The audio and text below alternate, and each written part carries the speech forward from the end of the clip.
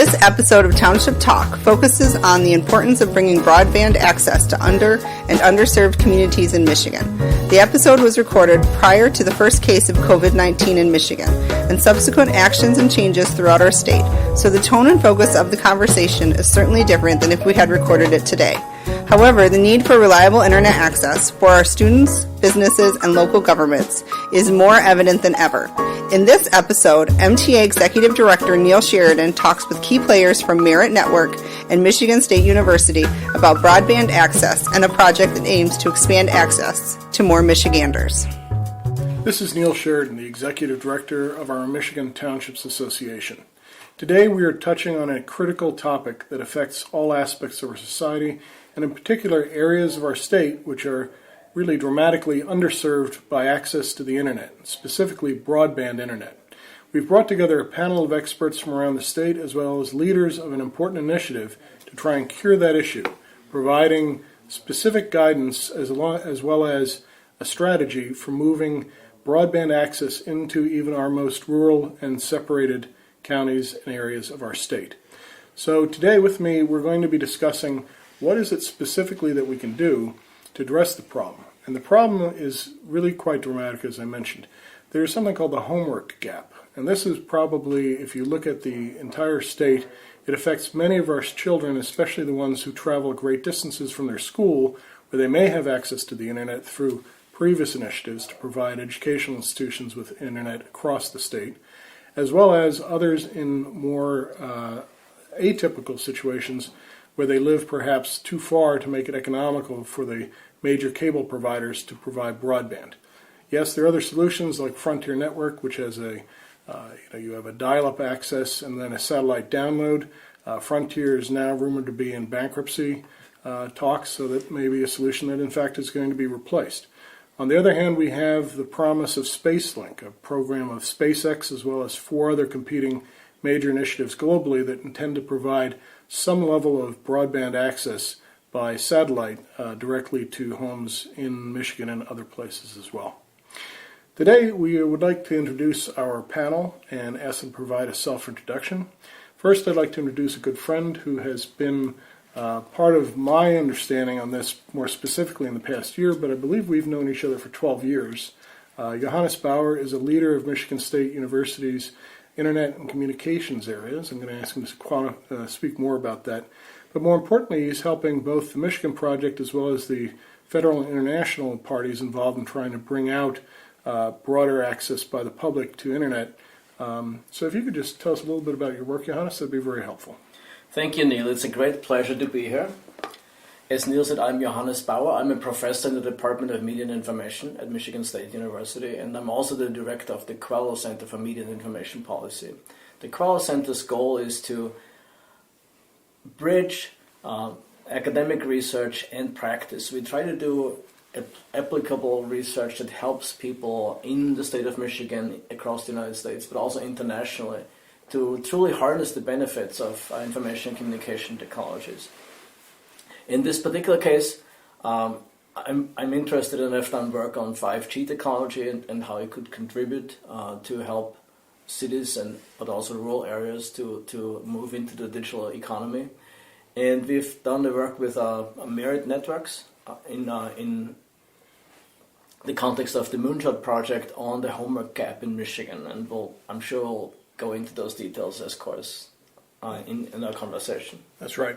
So we have 2 representatives from the Pierrette network, which is a long-standing player in helping improve access for Michigan's families, for Michigan students. And I'm going to ask our 2 guests today to introduce themselves and tell us a little bit about Pierrette's work as well as your own roles within that. Charlotte? Good morning. I'm Charlotte Bewersdorff, Pierrette's Vice President for Community Engagement. I've been with the organization since 2013, so just over about 6 years. And Pierrette is a research and education network. We run a 4,000-mile network throughout the state of Michigan. And we are governed and owned by 12 of the 13 public universities in the state. We're an independent 501c3, and we also have just under 400 affiliate member organizations, which are comprised of community anchor institutions, such as K-12 school buildings, libraries, government agency offices, and nonprofits. Pierrette? Hi, good morning. My name is Pierrette Woodmeyer. I'm the Director of Communications and Marketing at Merit.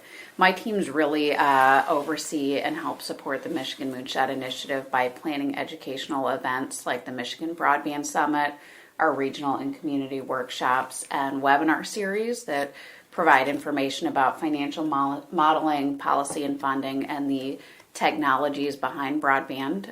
We also work together to provide educational resources, both crowdsourced, written, and peer-reviewed documents. One example is the Michigan Moonshot Broadband Framework that we'll talk about in a little bit. So really resources that communities and individuals can leverage to help them plan, build, run, and secure municipal networks. I'll interject a little bit about Merit and our mission. Yeah. So our Merit's mission is connecting organizations and building communities, and we operate under three strategic thrusts, which is network, security, and community. We have been a network operator for a number of years, and that is kind of our roots, as well as a research organization, and in recent years have expanded to deliver technology services in the area of security, cybersecurity, with our Michigan Cyber Range, as well as enterprise security services is a lot of where that expansion has come from. The Moonshot Initiative is actually underneath our community pillar. So one of Merit's longstanding benefits to the state of Michigan has been our organization's ability to convene collaboration and bring groups together that are trying to help build a better society for Michigan communities. I think it's fair to summarize it that, in the beginning there was ARPANET, which was a Defense Department network, became the Internet, and a commercial Internet grew pretty rapidly. Internet 2 was formed to make sure that nonprofits, schools, libraries, and others had better access to the Internet. And Merit kind of grew up serving that need. And now you've recognized this greater opportunity to serve and the need in our communities through the Michigan Moonshot. Yeah, that's a great way to summarize it. This is the next horizon of the digital divide, and we do see the end in sight for community anchor connectivity within the next decade. This is a long-term initiative, and it is kind of lifting our heads up and looking further out over the horizon to see where the need is beyond anchor institutions. So I have to admit, beyond my government work, I've spent much of my career looking at technology companies and helping advise them, and I'm not afraid to call myself a part-time tech geek. I've been very excited to read about SpaceLink, the SpaceX program to put a huge network, a constellation of satellites in orbit. Amazon and 4 other players are planning to do something similar. So when I read about this, this fairly straightforward approach to solving the issue, as opposed to, for example, that Frontier where you dial up and then the satellite beams it down, I was excited that this might cure access because it's basically conserve the entire planet. You've helped me understand why that's not going to work and the advantages of building networks into our rural areas that contain fiber. Can you explain a little bit about why that's true? Yeah, absolutely. I think network is it will work, and it will work in the short term, and absolutely for communities that are unserved or underserved. That all technologies, I think any technologies, if you would ask most folks that are unserved, are a part of the mix. We know that capacity growth is something that doubles year over year. And so right now the FCC defines broadband as 25 down, 3 up, and that's where we're operating from in the context of broadband services. But that number just a few short years ago was at 10.1. And so we know that with the capacity growth and with the definition of what we call broadband continuing to grow, that technologies outside of fiber all have a high watermark ceiling on which they can't deliver the capacity needs of the consumers. So we do believe that fiber is unlimited, and it's investing in building the network of the future. However, that said, it is the most expensive of the infrastructure investments, and so for communities that are on the network journey, we absolutely support use of other technologies in order to get some access to the communities with a long-term plan, hopefully, of deploying fiber. Yeah. I don't think there's no silver bullet. Every community's solutions and their journey to get there are going to be totally different. I think it's going to take a mix of a lot of these technologies to get everybody connected, but the most important thing to remember as you are planning or building your network is rather than, if it's possible, rather than investing in something which is going to solve the need now, and maybe these are stopgap measures, it is pretty critical to invest your time and energy into something that's going to be future-proofed for your communities. What I'd like to do is talk a little bit more about the problem with Johannes helping us based on this extensive research that you've done and the report that you've prepared. Specifically, one of the purposes of the report was to help people understand why initiatives like the Michigan Moonshot were so critical to pursue. And I was glad to hear you describe this idea of the space link, because he's talking Elon Musk, the SpaceX CEO, and more famous for the car, of course. He's talking about being able to start serving North America by the end of the year to some degree. And this idea of it being a stopgap measure so that we can make the investment, we can make the case, and that's what we're going to come back to Johannes for, into building out the more expensive and extensive partially fiber network, and we'll talk about that in a minute too. So I think we can talk a little bit about the problem, the case for making this community and societal investment. And then if we could come back and talk a little bit about tell us that framework. Tell us about the end-to-end solutions that you can help people understand, help them blueprint for their communities. So first problem, then solution. Johannes, tell us a little bit about, we've used a couple of phrases already today. We've talked about digital divide, homework gap. We've identified that it isn't this need. Charlotte, you talked about a capacity growth. It's really almost demand growth, where the capacity is only invested in when it's truly needed. But if we look at things like telemedicine, if we look to communications, we have townships across the state who don't have access to email, don't have access to the cloud. If they want to use some of the systems that other parties do, they have to do it from their home, and they have to travel to go and send emails. To me, that is truly very, very sad.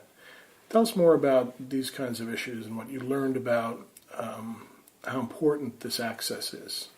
So let me back up a little bit and say a few things about this notion of digital divide or digital divides. Most people now use it in plural because we started to think about this 20 years ago as mainly a question of having access to technology, to connectivity. And in the 1990s, that was indeed a big issue. But we soon realized that access is only part of the way we can take advantage of digital technology.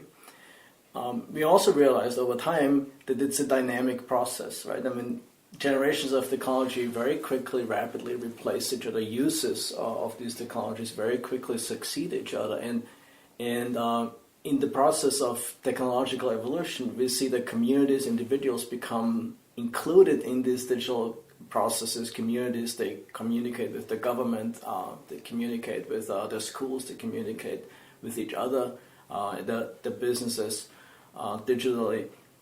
But they also become excluded by the next wave of generation of technology that is not available. Right? And we haven't really figured out fully how we can help everybody to really take advantage of these opportunities.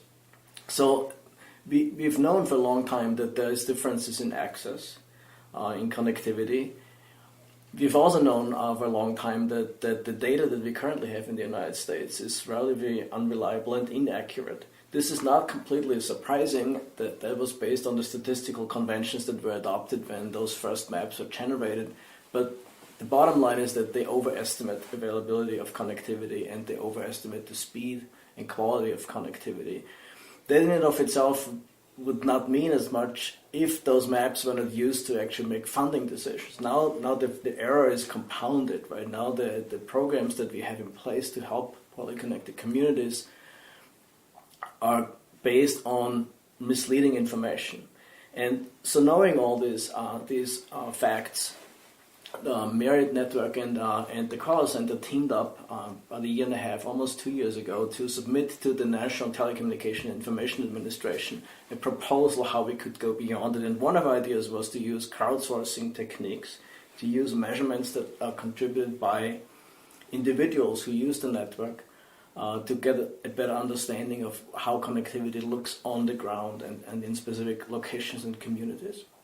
And we realized we couldn't address the whole issue in one effort, and so we decided to focus on one particularly pressing issue, that's the homework gap. The homework gap, in some sense, it's a misnomer, right? Because it's the recognition that if you don't have sufficient high quality internet access at home, as a student you're disadvantaged. You may not be able to complete your homework. And this is actually true. But what we realized in the course of our research is that the homework gap is actually a much broader deficit and disadvantage that those students experience that may even have consequences for their entire life in extreme cases. Did you want me to? Well,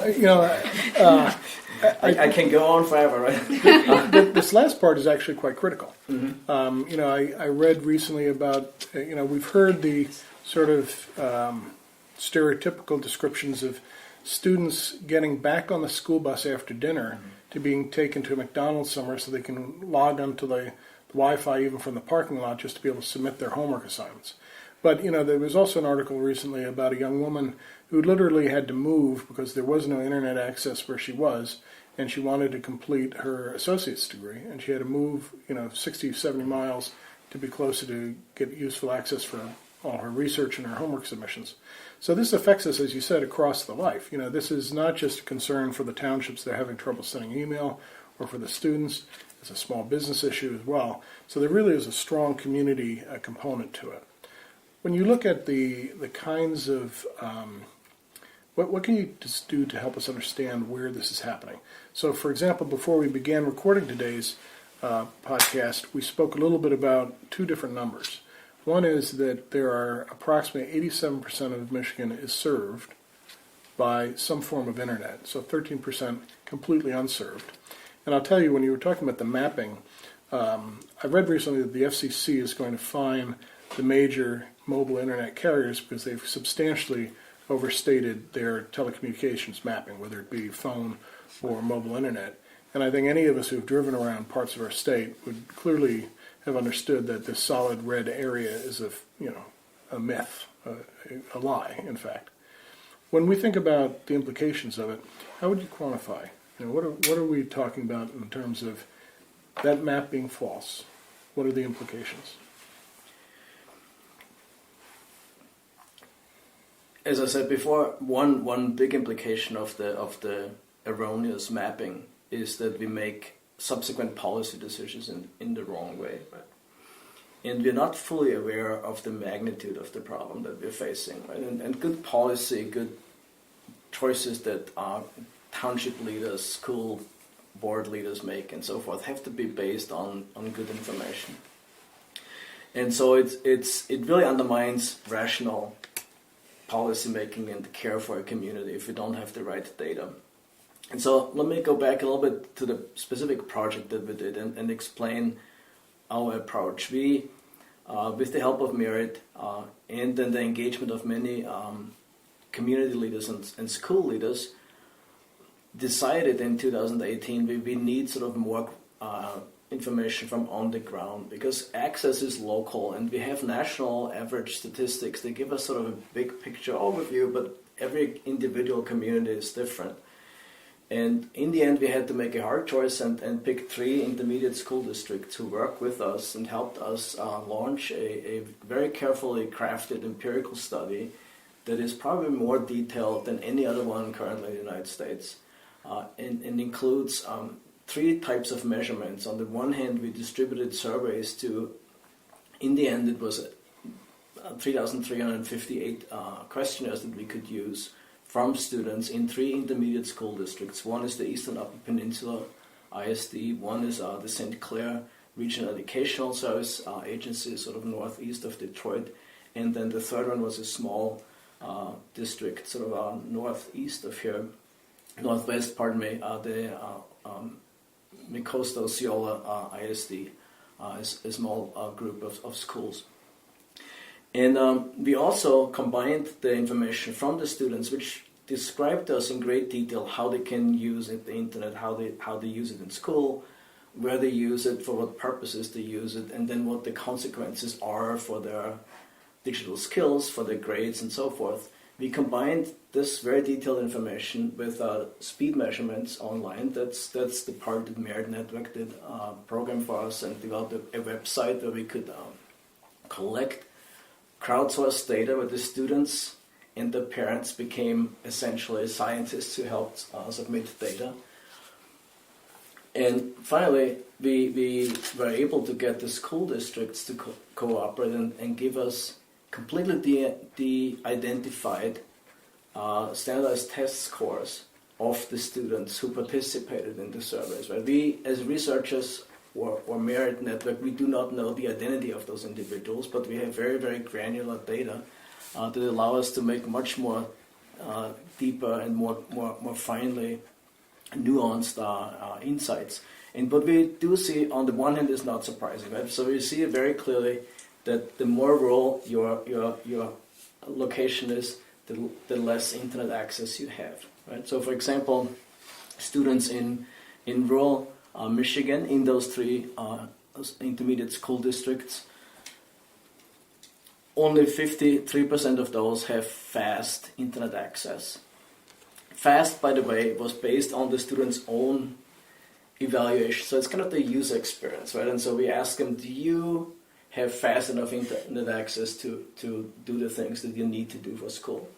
We tested this against the speed measurement data, right? And we saw that the students didn't misrepresent their situation. So those who said we have fast access indeed had faster, higher quality access. And those who said we have slow access indeed had slower access.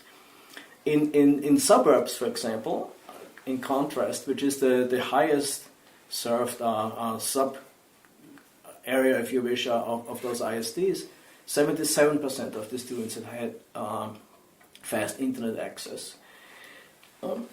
And so that just supports what we already knew about these access divides. But what took us by surprise are the consequences of these differences in access. Right? For example, one of the surprising insights that we saw is that students who use cell phones only to access the internet, in fact, were as disadvantaged of those who did not have any access at all. And we need to do some additional digging here and qualitative research to tease out the factors that really contribute to this. Our expectation, or our understanding so far, is that it's a combination of things. For one, the affordances of cell phones are more limiting than those of, let's say, laptop computers or tablets even. And therefore, having a cell phone gives you maybe the illusion of being connected, but you're not as effective as if you have other devices. Secondly, most data plans, of course, have limits, perhaps, right? There might be financial constraints. And finally, wireless access varies, right? I mean, so the quality of the signal may not be as high as you need it to really do effective work. The other surprising insight that we found is that the effects of these different types of connectivity on student performance in school and then on lifelong decisions are actually way more significant and way more robust than we thought.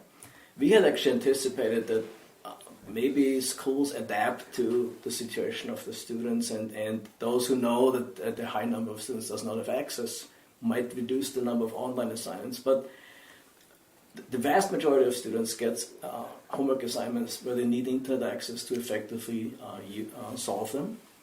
And those who don't have access are disadvantaged. The rate of non-completion of homework assignments is way higher than those who have high access. The time they spend working on homework assignments is actually way longer, and their success rate is lower. We see that students who have no access or cell phone access only actually are on average half a grade lower in the GPA than students with fast internet access. We also see that they have a lower interest in pursuing STEM careers going forward. We have an indication that they have lower interest in completing a college degree. And these are sort of not necessarily deliberate decisions, right? They're just a part and parcel of not being exposed to digital technology and the opportunities it presents. We think, although again we need to do more research and qualitative interviews, that part of the way digital skills evolve is not just by a specific assignment, but it's just the use of the technology. Whether it's to do a homework assignment, something instrumental, functional, or whether it's just to play, to explore, to get access to information. And we do see actually that the differences in digital skills, which is a very generic measure as to how digital literate are students. They vary quite significantly based on the type of access that they have. And then in turn, those digital skills have ripple effects, right? So for example, I mentioned the standardized test data. Students with higher digital skills do better even on paper and pencil tests, right? The SAT, PSAT tests that they need to take, those students generally do better than those who don't have access. And from a decision-making point of view now, you have to somehow take into account that communities, individuals, suffer costs of not being connected. They go way beyond the inability to complete your homework. Right now, the bigger position that you can gain in your job later on, with all jobs requiring more and more digital skills, the career orientations that you have, and the income that you may be able to achieve. We know that STEM careers currently pay, even with a high school degree, probably $24,000 a year more than non-STEM careers. We do know that the college graduates, despite all the critical voices that exist against college degrees and the expense of college, which I completely agree with, we do know that many degrees yield much higher lifelong incomes. And so we're not only preventing students from completing homework, but we are also reducing their chances of pursuing careers that might be more satisfying and generate more income. It is indeed a lifelong implication. Well, this is, this specific area, and as you mentioned, you targeted this particular area to be able to study one area of impact in our communities, and you did so in great depth. I thank you for sharing the report with us and the summary of some of the critical impacts that it has, not just on the students, but lifelong for the quality and financial security of their lives throughout the course of their career. So this is part of the business case that we're making. There are the other aspects you alluded to as well, other implications for a community. What can we do about this? So when we look at the Merit Network initiative on this, you had the experience as an organization for literally decades building out better access through fiber to the schools that you could. And granted, this state, Michigan, I think I've studied that it's 60% the size of Germany. It's an entire nation, and yet we have 1/8 the number of people that they have over there, for example. So we have this issue, we see it in our roads and many other aspects of our infrastructure, where it is expensive to cover the entire state. And so there are areas that have been essentially left behind. Yet your framework that we've talked about is a path for us to begin planning and use a variety of different methods of connectivity to get to a future where we address this particular aspect and other implications that we're reviewing here today. Can you describe a little bit about what Merit is doing, the nature of the framework, and how our township leaders can begin to take advantage of the knowledge that you're sharing, but also develop their own strategy, their own plan for bringing this to their communities, likely in collaboration with surrounding communities, whether it be the neighboring villages or the bordering townships and so on? Yeah, in a second, I'll encourage Charlotte to talk about some of the other areas that we're working to help communities with their broadband journey, because the education and resources, specifically the framework that I can give you information on, is just one of the 3 pillars of the Michigan Moonshot. You mentioned, and Johannes mentioned, the homework gap, and we also see for our townships and our villages and our cities and our communities, there's implications in really every aspect of how people interact in a 21st century environment, from education to socioeconomics, telemedicine, public safety, economic development, property values. So it is a ubiquitous problem, whether or not you're isolating the homework gap, which is one of the most critical in our state. Michigan right now, we rank 30th in the nation for connectivity, though we aren't as rural as you would imagine when compared to the rest of the United States. So it's a pretty large problem. The broadband framework that you alluded to is just one part of the education series that we've developed for the Michigan Moonshot. So on our website, we have a lot of resources, frameworks, and webinars available. The broadband framework is actually a step-by-step guide for how to plan, build, run, and secure a community network. And what we did there is when we were trying to help communities solve the problem or guide them through this journey, there are so many very, very experienced and informative resources from national broadband experts like Next Century Cities, the Center for Local Internet Choice. There are a lot of options that Shelby provides as well. So we noticed that there are a lot of deep dive areas for information, but nowhere had anything been curated. So if I don't understand how to solve my problem, I don't know what to go look for. So none of these resources were really available in an end-to-end one-stop place.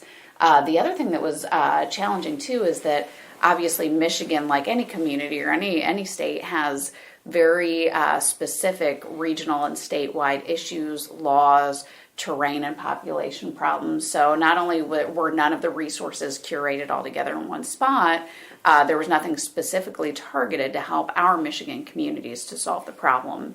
So Ben Feynman from the Michigan Broadband Cooperative and myself worked together with a large group of contributors and peer reviewers to create a crowdsourced document that provides this end-to-end framework. And it's about 120 pages. It's been written and developed really for layman's terms. So it gives an overview of what the problem is, what our potential paths are, varying technologies and the pros and cons that you can take a look at to help solve a lot of these problems.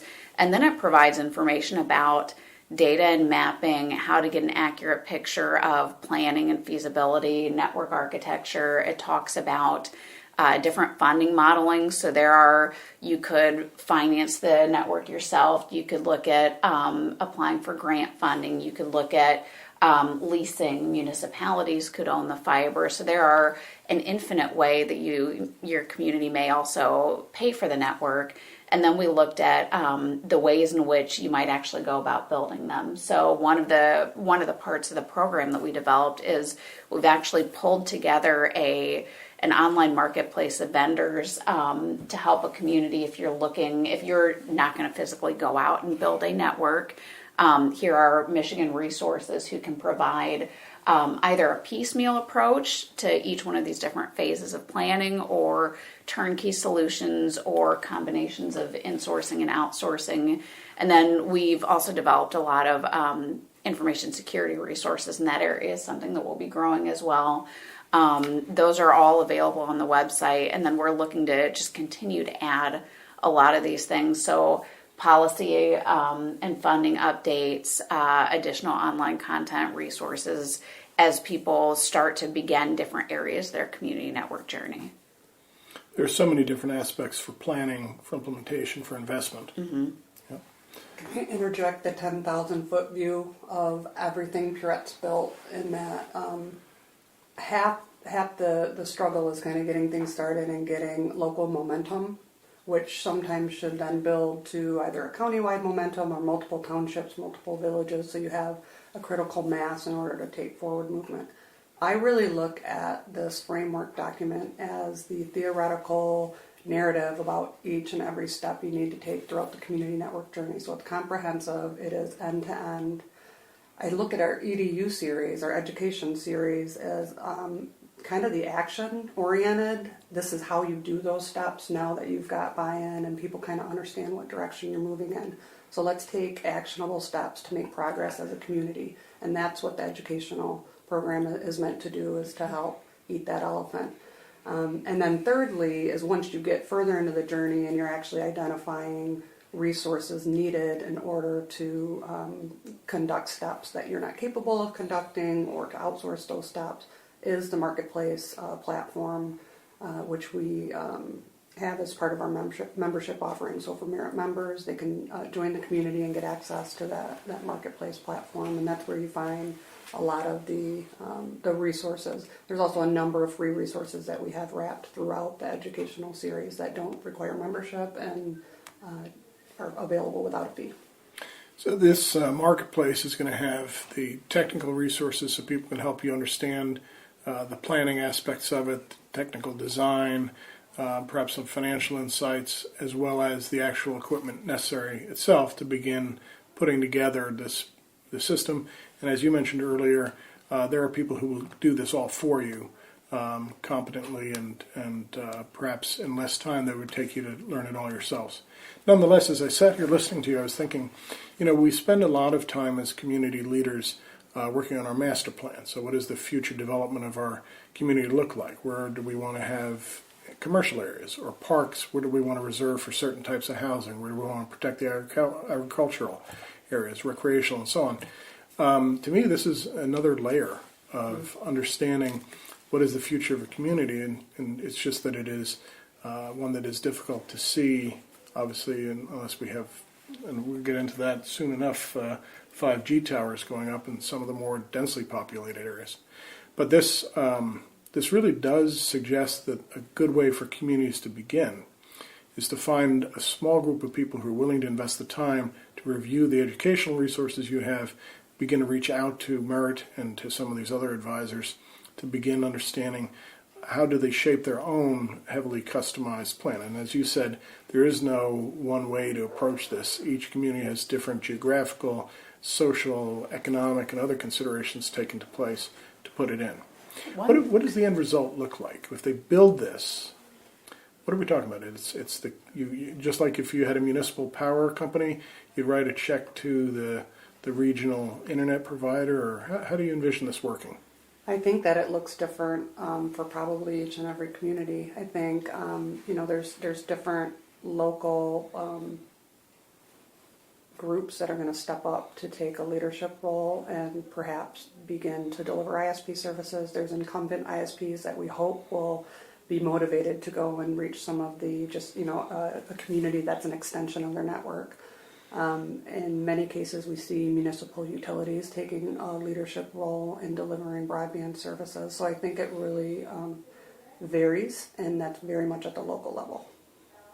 Our framework offers a number of case studies, too, that I feel like would be very helpful for this conversation. You can take a look. There's 3 or 4 communities that are currently delivering broadband to their communities, and each one of those models is slightly different. All of that, the framework, the case studies, everything Charlotte has alluded to, information about Johannes's study, and also another tool that I'd like to make sure everybody's aware of. We have actually a community network journey planner. So whether you are an interested citizen, a policymaker, somebody who may be a municipal power authority, whether you may be someone who is interested in funding research or getting involved in research, on the website you can actually walk through each step of, here's how you should go step by step to plan your journey. All of our resources, just to make sure that we mention it, are at merit.edu/moonshot. And Johannes, I don't believe that he mentioned it, but all of the information about the student performance gap and the broadband performance gap is available at broadbandgap.net. Broadbandgap.net. Okay. So let me just add a few thoughts to what we just discussed. And I'm one of the chances that I see in the Township Association, because you have such a, at least as far as I understand it, such a unique leadership model, is that there's an opportunity to address all the interacting pieces in a creative and forward-looking discussion. Access is clearly one bottleneck, right? We have to address that access issue. But there's many ways, many creative ways this could be facilitated. So for example, the Dig Once idea, right? That you build infrastructure, and as you build infrastructure, you think about other infrastructures that might also need ducts or towers or whatever the civil engineering infrastructure is that is needed, can shave off a high portion of the cost of rolling out digital connectivity. So if you don't mind my just interjecting, so the Dig Once idea is if you know that your township or someone is going to put in a gas main or water or do water pipe replacement, you would lay with proper advice, some fiber, even if it wasn't going to go anywhere now, but it would be there so you wouldn't have to re-up the roads and build the infrastructure in the future. Charlotte has something to add. Well, probably lay the conduit, maybe not pull the fiber, so that can be done in different stops. Okay. Yep. So it's a minimal additional cost to just lay empty conduit for later use. So that's typically what we see done. Exactly. But there's other issues. And the homework gap study that we did is only one example, right? You could find similar examples when you think about telemedicine, maybe interacting with your local or state government, any types of issues that require digital connectivity. And as connectivity becomes so ubiquitous, more and more areas of our life will be affected by it. And so there are components. One is that we need the right complementary devices, right? Just having a pipe to your house is not necessarily going to do it. We also need to make sure that individuals, households, have the right access devices. And despite the great use of cell phones, right, we see that they have limitations for certain types of applications. And I think we need to educate and or share this knowledge with community leaders that we need to make sure that we have the right access devices.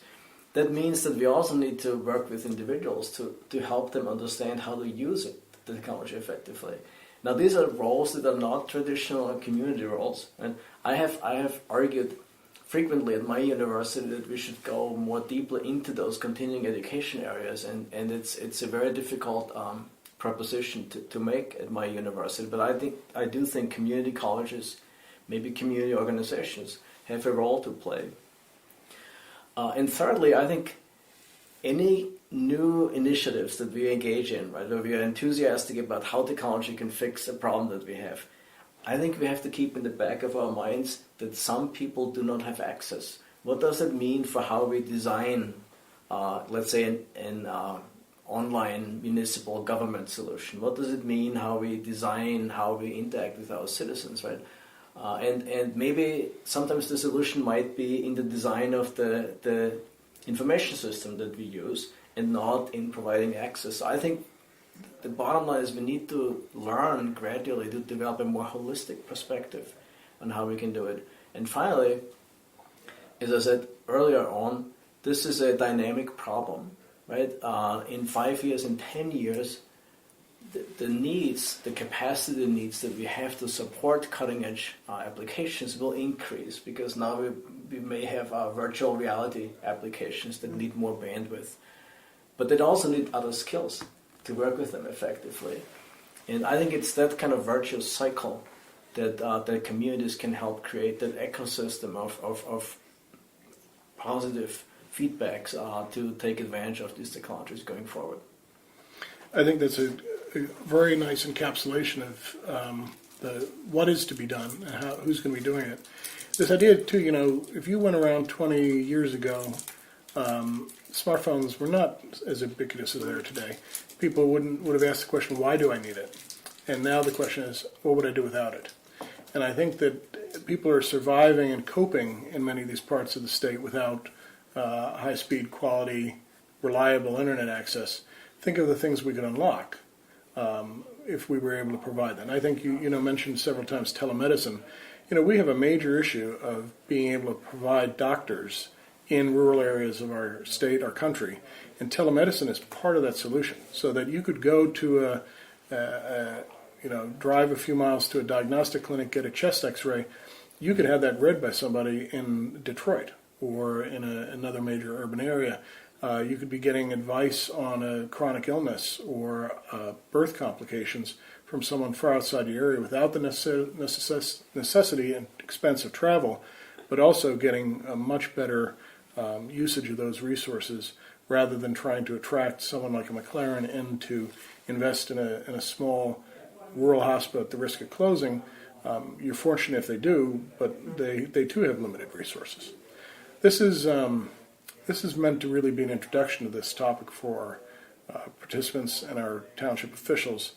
I'd like to do one round now of sort of thinking about your closing recommendations. And I'll start by saying probably the best is to go to merit.edu/moonshot to read the resources that are available there, and then after that to reach out. But now I'm going to boot it over to Pierrette and ask you to sort of think about what is your closing advice? What are the action steps that listeners should take? I think that Charlotte actually brought it up. I think that it's very important, absolutely, to go and read the resources located at that website, because it also gives you an idea of who's active in the state already. But I think the very first step beyond understanding what the problem is to have these conversations locally. Because if cities and interested citizens and cooperatives aren't taking a look at the problem and speaking about it in their communities, whether it's at township meetings or school boards or PTAs or in coffee shops, you aren't going to have the community buy-in, and you're not going to have that coalition of local stakeholders that's going to be critical not only to talk to your community, develop a plan, gain enough people together to start making the next steps, but you also aren't pushing the awareness upwards to the people who may be making the policy or enacting the laws, or who may be able to help you with funding resources too. So absolutely, whether you're a policymaker, if you're in government, if you're an interested citizen, if you're an educator, if you're anybody at all, should be reading and reviewing the resources. But I think even before that, having the conversation with the people in your community is critical. Yeah, I would urge folks to visit our website. You can elect to opt in for a free membership level, get access to the full framework document, as well as a bi-monthly newsletter. And in that newsletter, we provide information on really our 3 pillars. So the mapping and data is a piece of it. Policy and funding is another major area. And then, of course, education and resources. And that's a bi-monthly newsletter available just with the free opt-in level. There's a number of other resources available there as well. And then I would encourage a lot of local conversation. This is really about community engagement, talking, finding out who our partners are from the private and public world, locally, regionally, and getting the conversation started. Pierrette is, ready and willing to engage with communities and help you understand, how to move through that journey and make progress, and make sure that your communities are aware of all of the tools and resources we've built. We've spent about 2 years building this initiative and all that we've described today, and now we're really focusing our effort on getting out and having conversations locally. We have had decades where we've expected first the telephone company and the power company to build out into our rural areas, and we hoped that would happen and that we'd enjoy those benefits. But this is probably, through the tools that you've described and the access to them that you can help people find, this is a chance for communities to really solve the problem themselves and make their own solution. Johannes? So let me address this at 2 levels. One is specific to that question of our student performance gaps. There's probably 3 areas that can contribute to a solution. One is clearly the improvement of connectivity that currently exists. Some of this may be possible short term.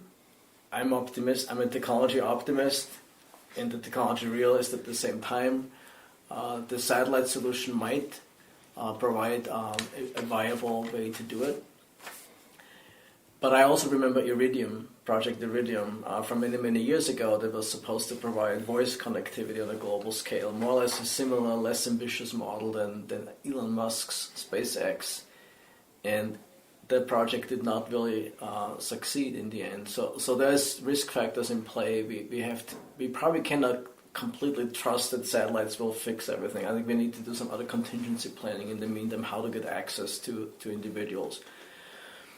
Access includes, in a particular case of school use, includes care of the devices that are available to students to access the web. They have to be compatible with the demands of learning effectively.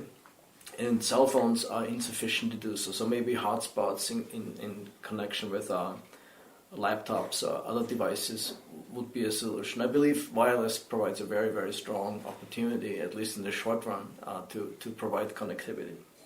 Secondly, there has to be some effort to include the parents more deeply in these conversations, right? From what we know so far, from conversations with school officials and others involved, there's not enough time nor resources currently to involve the parents as a larger ecosystem that can either support the students' use of technology, or they can prohibit it in ways that is actually working against the interests of the students or limited in ways that is against the interests of the students. And so that conversation is needed, and I'm not exactly sure how to do it. Maybe school parent-teacher associations, other places could be the location for this.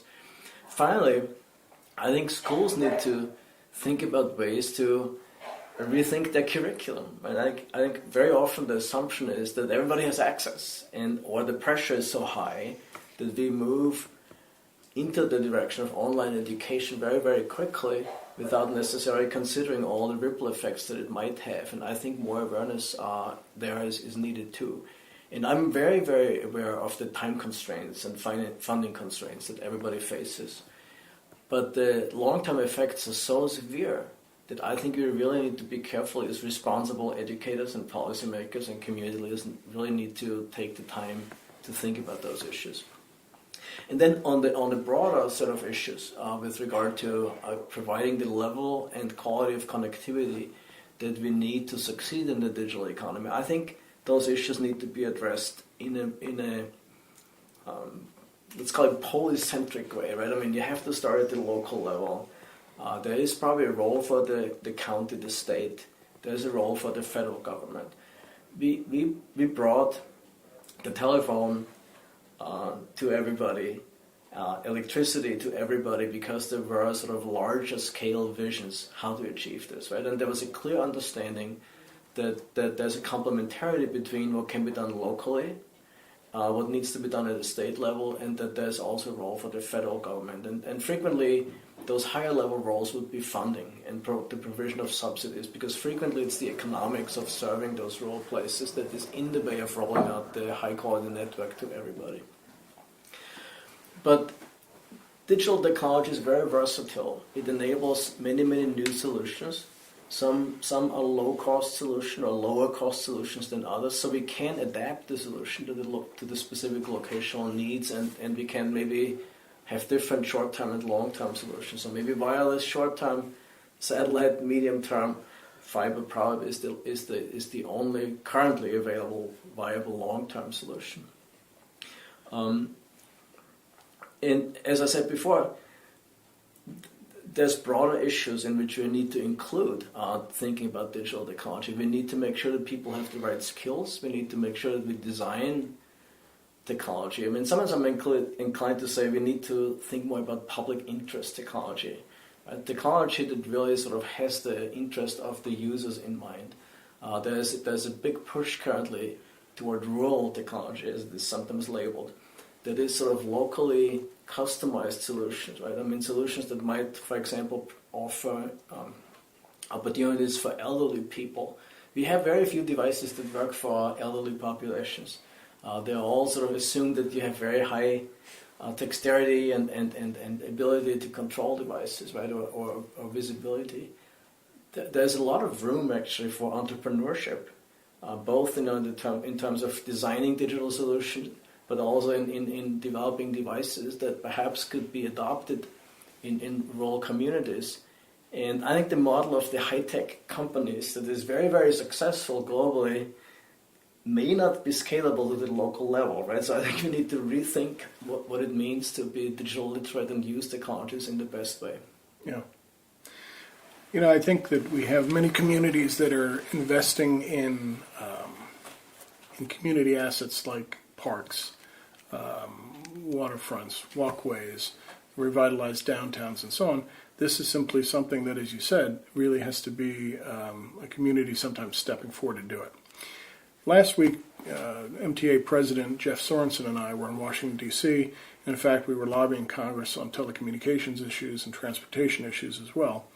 And we had an hour free one afternoon, and we went over to the Smithsonian Museum's Air and Space Museum, which I have to admit is one of my most favorite places. And I'm borrowing the words of a great leader of ours, and in fact, you borrowed the name of your project. So I'd like to sort of use the following as to remind us this is a great commitment locally and nationally at a state and national level too. Our President Kennedy said, "We choose to go to the moon. We choose to go to the moon in this decade and do the other things, not because they are easy, but because they are hard, because that goal will serve to organize and measure the best of our energies and skills, because the challenge is one that we are willing to accept, one that we are unwilling to postpone, and one which we have intent to win. So, thank you very much for a very, very informative discussion today. I want to thank our representatives of Merit and also from Michigan State University in discussing this with us for the benefit of our township leaders and their communities. This is Neil Sheridan. If you have any other further questions, we welcome your contact to us here at MTA about the township aspects of this. We'll be covering this in the future at our conferences and in other venues.